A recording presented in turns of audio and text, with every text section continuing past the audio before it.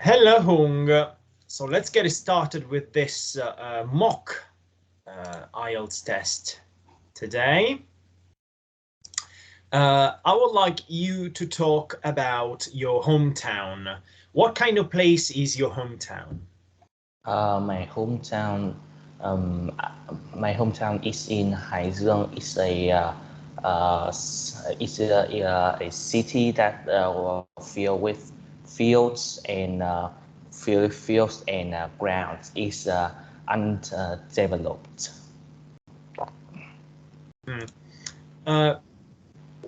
What do young people do for entertainment in your hometown? They usually hang. They usually hang out They usually go out to play some traditional games like O An Quan, something like that, and sometimes they raise their buffalo to have their to to have a race to see who will wins. All right. What is the worst thing about living in your hometown and why? The worst thing living in my hometown is that there are no modern equipment to help the people to help the people back there have a better life. They all have to use traditional skills, the old skills produce to produce things. I see. Okay, let's move on. Let me ask you about something about tourism, because when we're talking about places, it's also okay somehow to talk about tourism. We're talking about your country. Is there tourism in your hometown? I think that there is not much because that my hometown is like I said, is undeveloped, so it can attract tourists from different country or even in my country. If there are some people from outside the city come, if I think that mostly they will visit their grandparents or visit their relatives. All right. All right. Thank you very much. Thank you very much. So if there was a tourist that happened to be there, maybe by accident or for any reasons, what would you suggest a tourist from another city or from another country to see in your hometown, if he happened to be there or if she happened to be there? I would recommend some place that has fields. The fields with the yellow color. The farmers plants seeds there is when its world is really beautiful. That we can when we are up high, we can see all the fields are shining yellow. It's really nice. Wow, wow, wow. Look, sounds cool. Sounds cool. Very good. So when you get to meet with your friends, like you said, is being late acceptable in your culture? Can you ask one more time? I can hear. So you say that people hang out with their friends in your hometown, right? Yeah. Well, is being late acceptable in your culture? Um, um, I think that is acceptable with my culture because the Vietnamese people are very friendly. They want to make new friends. If they want to make new friends, if they don't have any friends, they can help people with that. That's Are all. you ever late for appointments? Can you ask again? Are you ever late for appointments? Uh, just one time when I was playing games, I have in that day I have an appointment with my teacher in 2 p.m. But at that time I was just playing game. I didn't recognize. I didn't see the time. so that I got late about 10 minutes. All right, understand. And what excuses do you think you would use, or what excuses did you normally use when you're late? I think that's just one simple that I slept late, slept late, I woke up late. But if that excuse is, I think that excuse wouldn't be wouldn't be accepted because that many students use that excuse too. So I would say that there are traffic jams in the way to school, so I got late. All right. And how do you feel when people are late and you are not? So you arrive on time, but people are late with appointment to be in appointment. I think that I would be a little bit angry, but I wouldn't expose that to the outside because myself I got up late sometimes too. So people make mistakes. All right. Okay, so we are getting to part 2. I'm going to paste the part 2 in the chat box. From the moment I say that we're starting, you will have 1 minute to prepare. So it means you're only allowed to have your piece of paper, make your notes, and after 1 minute, you have to speak for 2 minutes. And here is your topic. Can you see it? Yeah, I can see it. All right, good. 1 minute from now. Don't look around, please. Okay.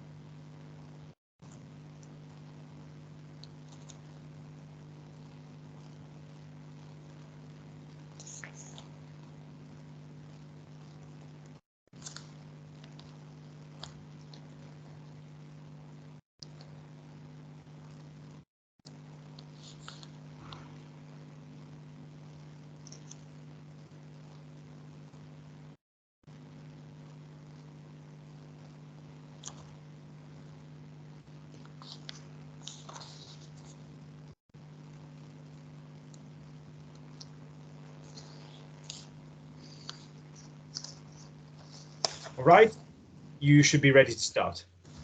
Okay. If someone asks me about what is important to me, I would say that it is my computer, because I use it for many stuff like educations, playing games, doing Microsoft things, and sometimes I would chat with my friends. I have had it since 2019. I got it from my father when when in the past the computer the computer was at the second floor where which is my parents' bedroom, and every night I would every night I would go down there and play games that really anger my parents. So my father decided that I will have my computer if only if it's for education, and sometimes when I got permission I will play games. It is so important to me that because if without it wouldn't have I wouldn't make new friends. I wouldn't have I wouldn't have I wouldn't make money because of it.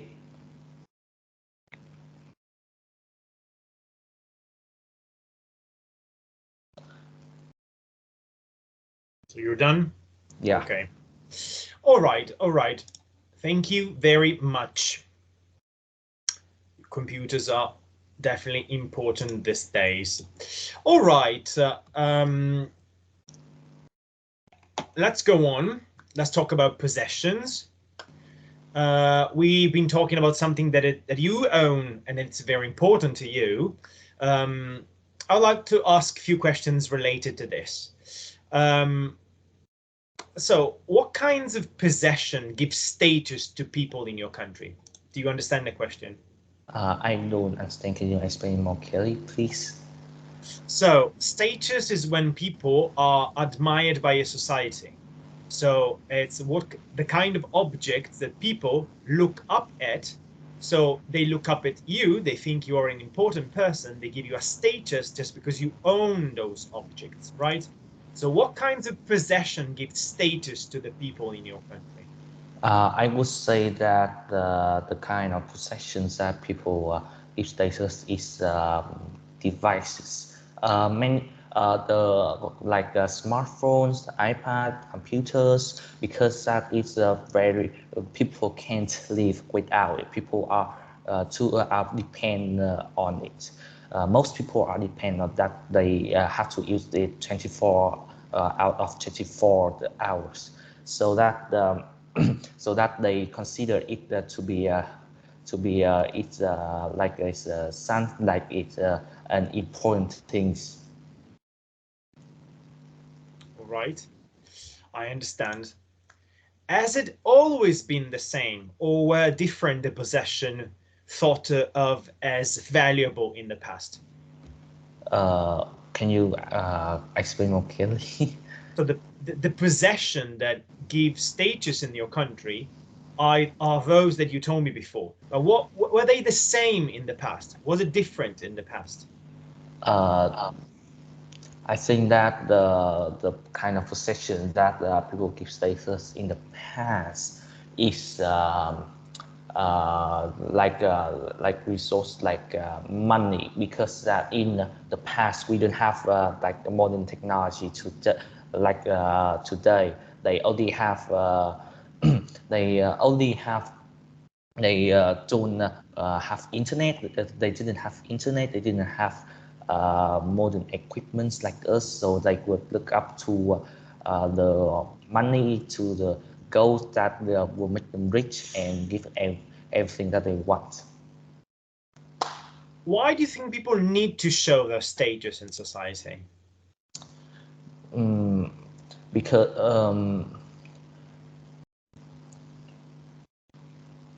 I think that because that people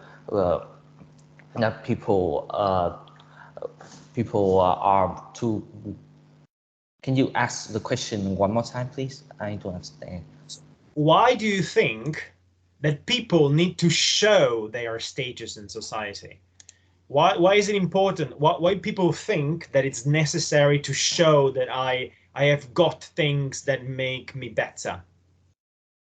Because that they want to share their happiness. They want to share their feelings when they have something to the society, so that they wouldn't keep it in they would feel anger. They wouldn't feel nervous, because that they don't show their status to someone. I think that it is important that we don't keep in the heart. We show it to the society, so that we can feel less nervous about it. Okay, talking about valuables and possessions, do you think advertising influences the way people think? I think that the advertising is influence the way things, because that we know that today advertising has become the most important things that will decide the things that people want to, people need to. Example like if we need a new computer, we don't know where to buy. Some advertisement will help us show the new computer, good computer to buy it. Right. Okay, the test is over. Let me stop the recording.